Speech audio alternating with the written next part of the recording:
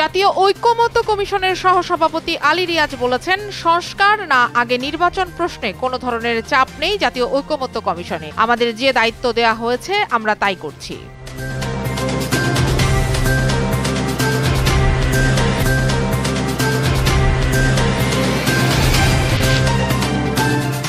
জাতীয় ঐক্যমত্য কমিশনের কাছে সংস্কার প্রস্তাবনায় দলের মতামত জমা দিয়েছে জামায়াতে ইসলামী। সকালে জামায়াতের জেনারেল সেক্রেটারি মিয়া গোলাম পরোয়ারের নেতৃত্বে সংস্কার প্রস্তাবনা জমা দিতে জাতীয় ঐক্যমত্য কমিশনে যায় জামায়াতের প্রতিনিধি দল।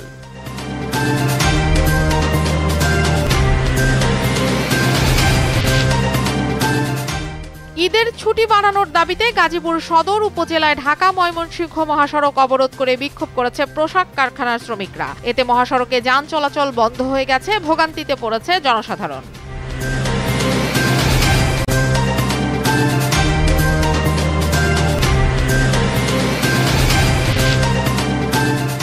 বাংলাদেশের সকলের নিরাপত্তা নিশ্চিত করার জন্য বাংলাদেশের অন্তর্বর্তীকালীন সরকারের গৃহীত পদক্ষেপগুলোকে স্বাগত জানিয়েছে যুক্তরাষ্ট্র। বিশ্বের যে কোনো দেশে সংখ্যালঘু সম্প্রদায়ের ওপর সহিংসতা বা অসহিংসতার নিন্দাও জানায় ওয়াশিংটন।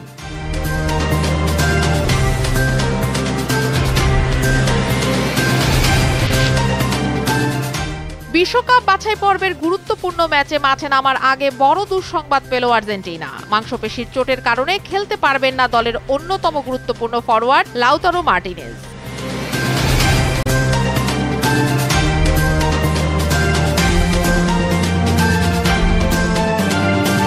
পরিমাণের সঠিক খাবার পেতে তাই আজই অর্ডার করুন ফুডি অ্যাপে। ফুডি।